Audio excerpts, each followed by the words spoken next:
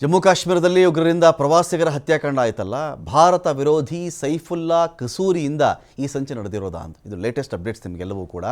ಇಂಥ ಒಂದು ಸಂಚಾದಾಗ ಇಷ್ಟು ಜನಗಳ ನರಮೇಧವನ್ನು ಮಾಡಿದ್ರಲ್ಲ, 28 ಜನಗಳು. ನಿನ್ನೆ ಇಷ್ಟು ಹೊತ್ತಲ್ಲಿ ಉಸಿರಾಡ್ತಿದ್ದಂಥ 28 ಜನ ಇವತ್ತಿಗೆ ಅವ್ರು ಉಸಿರಾಡ್ತಾ ಇಲ್ಲ ಯಾರು ಕೂಡ, 28 ಜನ. ಸೊ ಇದು ಭಾರತದ ವಿರೋಧಿ ಸೈಫುಲ್ಲಾ ಕಸೂರಿ ನೋಡಿ, ಇನ್ನೊಂದು ಪಿಸಾಚಿ ಇವನು. ಇಂಥ ಪಿಸಾಚಿಗಳ್ರಿ ಇವರೆಲ್ಲರೂ. ಏನು ಇವ್ರಿಗೆ ಈ ಥರದ್ದೆಲ್ಲ ಮನುಷ್ಯರನ್ನ ಕೊಂದು ಒಂದು ಧರ್ಮ ಉಳಿಯುತ್ತೆ ಅನ್ನೋದು ನಿಜ ಆದರೆ ಆಯ್ತಪ್ಪ, ಎಲ್ಲ ಭಾರತದಲ್ಲಿ ಎಲ್ಲರನ್ನೂ ಮುಗಿಸ್ಬಿಟ್ಟು ಕೊಟ್ಟಿರ್ತಕ್ಕಂಥ ಒಂದು ಪಾಕಿಸ್ತಾನ, ಅಲ್ಲೇ ತಿನ್ನಕ್ಕೆ ಗತಿ ಇಲ್ಲ, ಅಲ್ಲೇ ಅನ್ನ ಇಲ್ಲ, ಇದನ್ನೂ ಬೇಕು, ಕಾಶ್ಮೀರನೂ ಬೇಕು, ಅದು ಬೇಕು, ಇದು ಬೇಕು ಅಂದರೆ ಫಸ್ಟ್ ನಿಮ್ಗೆ ಕೊಟ್ಟಿರ್ತಕ್ಕಂಥ ದೇಶವನ್ನು ಅದ್ಭುತವಾಗಿ ಮಾಡಿ ತೋರಿಸ್ರಯ್ಯ, ಆಮೇಲೆ ವಿಷಯ ಮಾತಾಡೋಣ.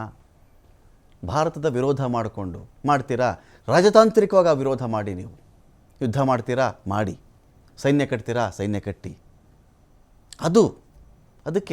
ಅದಕ್ಕೊಂದು ಸಾತ್ವಿಕ ಸಿಟ್ಟು ಅಂತ ಕರೀತಾರೆ. ಸಾತ್ವಿಕ ರೋಷ ಬೇಕು, ಸಾತ್ವಿಕ ಸಿಟ್ಟು ಬೇಕು. ಅದು ಬಿಟ್ಟುಬಿಟ್ಟು ಇಲ್ಲಿ ಯಾರೋ ಒಂದಷ್ಟು ಜನ ಪ್ರವಾಸಕ್ಕೆ ಅಂತ ಬಂದರೆ ಬೆಂಗಳೂರಿಗಿಂತ ಕಡಿಮೆ ಜನಸಂಖ್ಯೆ ಇರತಕ್ಕಂಥ ಪ್ಲೇಸು ಕಾಶ್ಮೀರ. ಇದರಲ್ಲಿ ಹೆಚ್ಚು ಕಡಿಮೆ ನಿಮಗೆ ಕೋಟ್ಯಾಂತರ ಜನ ಪ್ರವಾಸಕ್ಕೆ ಬರ್ತಾರ್ರಿ ಅಲ್ಲಿ. ಅದರಿಂದ ಆದಾಯ ಇದೆ, ಲಕ್ಷಾಂತರ ಕೋಟಿಗಳ ಆದಾಯ ಇದೆ ಅಲ್ಲಿಗೆ, ಸಾವಿರಾರು ಕೋಟಿ ಸಂಪಾದನೆ ಮಾಡ್ತಾರೆ. ಅಂಥ ಕಡೆ ಈ ಥರ ಜನಗಳನ್ನು, ಪ್ರವಾಸಕ್ಕೆ ಬಂದಂಥವ್ರನ್ನ ನೀವು ಸಾಯಿಸಿಬಿಟ್ರೆ ಇನ್ನು 1-2 ವರ್ಷಗಳಿಗಂತೂ ಬರಲ್ವಾ? ಯಾವನೋ ಒಬ್ಬ ಇಂಥ ಪಿಸಾಚಿಗಳು ಮಾಡ್ತಕ್ಕಂಥ ಕೆಲಸಗಳಿಗೆ ಅಲ್ಲಿನ ಜನ ತತ್ತರಿಸ್ಬೇಕು, ಒದ್ದಾಡಬೇಕು. ಆ ಪ್ರದೇಶಗಳಲ್ಲಿ ಹುಟ್ಟಲಿಕ್ಕೂ ಒಂದು ಪುಣ್ಯ ಮಾಡಿರ್ಬೇಕ್ರಿ. ಜಮ್ಮು ಕಾಶ್ಮೀರದಲ್ಲಿ ಎಂಥ ಪ್ರಕೃತಿ ಸೌಂದರ್ಯ, ಎಂಥ ರಮಣೀಯ ತಾಣ, ಎಂಥ ಅದ್ಭುತ, ಭಾರತದ ಶಿಖರ ಅಂತಾರೆ ಅದನ್ನು, ಅಂಥ ಅದ್ಭುತ ತಾಣ. ಅಂಥ ಕಡೆಯಲ್ಲಿ ಯಾರೋ ಮಕ್ಕಳು, ಹೆಂಡತಿ, ಗಂಡ ಇವರೆಲ್ಲ ಅಲ್ಲಿ ಬಂದು ಆಡ್ಕೊಂಡು ಹೋಗಬೇಕು ಅಂತ ಬಂದು ಒಂದಷ್ಟು ಕಾಲ ಕಳೆಯೋಣ, ರಜೆಗೆ ನಾವಿಲ್ಲಿ ಟೈಮ್ ಸ್ಪೆಂಡ್ ಮಾಡೋಣ ಅಂತ 50,000, 60,000, ಲಕ್ಷ ಪ್ಯಾಕೇಜ್ಗಳಲ್ಲಿ ಟ್ರಿಪ್ಗಳಿಗೆ ಬಂದರೆ ಅಂಥವ್ರನ್ನ ಗುಂಡಾಗಿ ಸಾಯಿಸ್ಬಿಟ್ರಲ್ರಿ. ಪಾಕಿಸ್ತಾನ ನೆಲೆಸಿದ್ದಾನಂತೆ ಈ ಭಯೋತ್ಪಾದಕ ಸೈಫುಲ್ಲಾ ಕಸೂರಿ. ಲಷ್ಕರ್-ಇ-ತೊಯ್ಬಾ ಮುಖ್ಯಸ್ಥ ಹಫೀಜ್ನ ಬಲಗೈ ಬಂಟ ಅಂತ ಇವನು. ಭಾರತದ ವಿರುದ್ಧ ಪ್ರಚೋದನಕಾರಿ ಭಾಷಣ ಮಾಡೋದು ಈ ಕಸೂರಿ ಕೆಲಸ.